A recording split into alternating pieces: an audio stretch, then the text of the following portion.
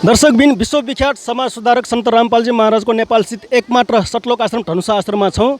दर्शकबिन हामीले यहाँ 6, 7, 8 गते तिनै गते तपाईँहरूलाई रिपोर्टिङ गरेर केही कुराहरू यहाँको अवगत गर्ने चाहिँ हामीले प्रयास गऱ्यौँ। दर्शकबिन यहाँ विश्वविख्यात समाज सुधारक सन्त रामपालजी महाराज भनेर हजुरलाई अवगत गराएका थियौँ। यहाँ यो 3 दिने समागममा कवीर प्रकट दिवस समागममा देशबाट मात्र होइन विदेशबाट पनि आएर चाहिँ प्रसाद सेवन तथा यो पाठमा चाहिँ सहभागी भएको हामीले जानकारी पायौँ। दर्शकबिन तपाईँहरूले देखिराख्नु भएको छ उहाँहरू चाहिँ छिमेकी देश भारतबाट आउनुभएको रहेछ। अनि उहाँहरूलाई चाहिँ नेपाली भाषाको जानकारी नभएकोले उहाँहरूकै छिमेकी भाषा अर्थात् हिन्दी भाषामै उहाँहरूसँग केही सोधेर हजुरहरूलाई यहाँ आउनुको उद्देश्य र उहाँ यहाँ आएपछि के कस्ता लाभहरू उनीहरूलाई हुने हो त्यसको जानकारी चाहिँ हजुरहरूलाई गराउनेछौँ। जी नमस्ते। जी नमस्ते सर साहब। आप जी का नाम क्या है? जी राकेश दास। कहाँ से आए हो आप? जी मैं कुशीनगर उत्तर प्रदेश आया हूँ। कुशीनगर जी जी इंडिया से? जी इंडिया से। इतने दूर देश इस नेपाल में आए हो, उतने दूर देश से आए हो ना, यहाँ आने का उद्देश्य क्या है आप? क्योंकि श्रीमद् भागवत गीता में लिखा है कि जो हमारे गुरु जी जो है जो यहाँ भोग पाठ लगता है उसका खाने से हमारा पाप भी दूर होता है। तो आप ये जो 3 दिवसीय कबीर प्रकट दिवस हो रहा है उसमें सहभागी होने के उद्देश्य से साथ आए हो? जी भगत जी। और इतने दूर देश से आए हो है ना, आपको लाभ क्या होता है जो यहाँ आने से? जी लाभ तो हमें बहुत होता है, जैसे कि परमेश्वर जी ने बता रखा है क्योंकि माता पिता मिल जाएंगे 1,84 माही और सतगुरु सेवा बंदगी भाई फिर मिलन को नाही। और कबीर लूट सको तो लूट लो राम नाम की लूट फिर पाछे पछताओगे प्राण जाओगे छूट। तो हम लोग सब जो हमारे गुरु जी हैं सद्भक्ति का मार्ग सही विधि बताते हैं, उसी के साथ हम लोग करते हैं, हमको लाभ भी होता है, इसलिए हम लोग यहाँ पे आते हैं मालिक। और एक बात बताइए, आप तो अभी युवा दिख रहे हो है ना, संत रामपाल जी महाराज से दीक्षा लेकर भक्ति किए आपने कितना समय हो गया? जी मालिक दया से हमको भक्ति करते हुए 1 साल हो गया है। क्योंकि युवा जैसे जो हम शरीर जो होता है मनुष्य जन्म भक्ति करने के लिए मिलता है, क्योंकि परमात्मा जी ने बता रखा कि मनुष्य जन्म दुर्लभ है मिले ना बारंबार, तरवर से पत्ता टूट गिरे भव नहीं लगता डार। इसलिए हमको भक्ति करना जरूरी है, क्योंकि पेड़ से पत्ता टूट जाएगा दोबारा नहीं लग सकता है, इसीलिए। अभी यहाँ 3 दिवसीय कार्यक्रम में जो पाठ हो रहा है ना, इसका विशेषता क्या है, थोड़ा प्रकाश पार दीजिए।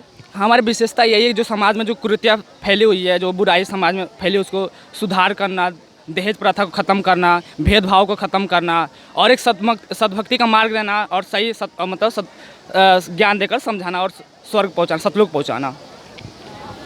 सतलोक यानी कि मोक्ष मार्ग? जी जी मोक्ष मार्ग।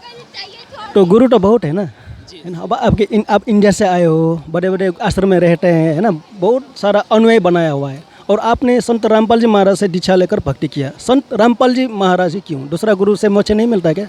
नहीं, गुरु तो पूर्ण गुरु होना चाहिए। जैसे कि परमेश्वर जी अपने बारे में बता रखा है कि गुरु के लक्षण कहूँ मधुरे बेन विनोद, 4 वेद 6 शास्त्र कहें 18 बोध। जो गुरु 4 वेद 6 शास्त्र 18 पुराण जो कहता है वही पूर्ण गुरु है। जो हमारे संत रामपाल जी महाराज जो पूरा 4 वेद को खोल कर बता रखा है और सद्भक्ति का मार्ग बता रहे हैं जो शास्त्र अनुकूल है।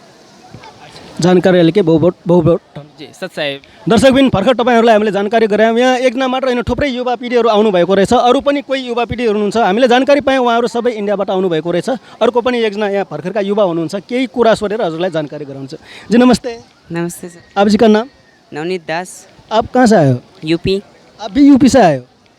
हमको ताजुब लगा, यहाँ अभी 3 दिन रिपोर्टिंग के दौरान हम आश्रम में ही रहे है ना, और हमको थोड़ा ताजुब ये लगा कि दूर देश से इतने लाखों की संख्या में 3 दिन में लाखों की संख्या में भक्तजन लोग आ रहे हैं है ना, और इतने दूर दूर देश से आ रहे हो खर्चा करके, अपना रोजी रोटी का काम धंधा छोड़ के, पढ़ाई छोड़ के है ना, आप भी वैसे ही अपना पढ़ाई छोड़ के आ रहे हो है ना, इतने दूर देश से आ रहे हो और आके यहाँ प्रसाद जो भोजन भंडारा कर रहे हो है ना, एक्चुअली लाभ क्या होता है?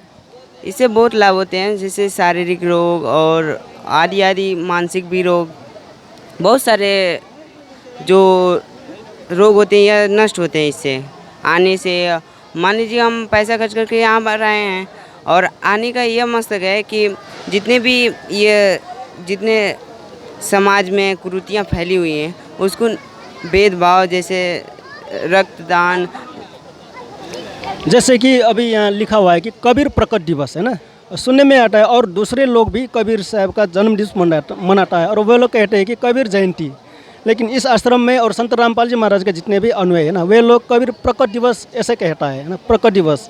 क्योंकि परमेश्वर जी ने बता रखा था कि ना मेरा जन्म न गर्भ बसेरा, बालक बन दिखलाया, काशी नगर जल कमर पर डेरा, तहाँ जो लाहे ने पाया। कबीर परमेश्वर जी का जन्म नहीं हुआ और परमेश्वर जी का मृत्यु भी नहीं हुई। हमारे जो कुशीनगर बगल में गोरखपुर जो मगर है, हमारे घर के बगल में है, वहाँ से परमेश्वर जी ने सहसरी सतलुज गया था सर जी।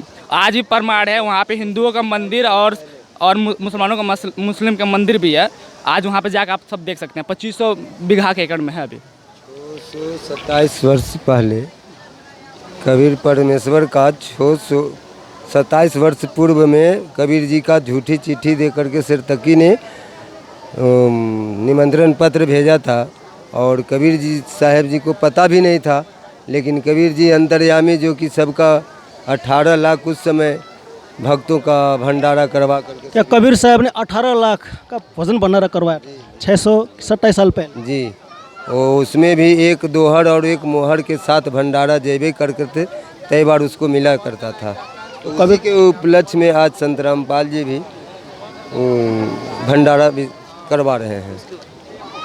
उसके उपलक्ष्य में मनाया जाता है कबीर प्रकट दिवस। ये कबीर प्रकट दिवस उसके उपलक्ष्य में मनाया जाता है। जानकारी के लिए बहुत बहुत धन्यवाद। सच्चा है। 10 मिनट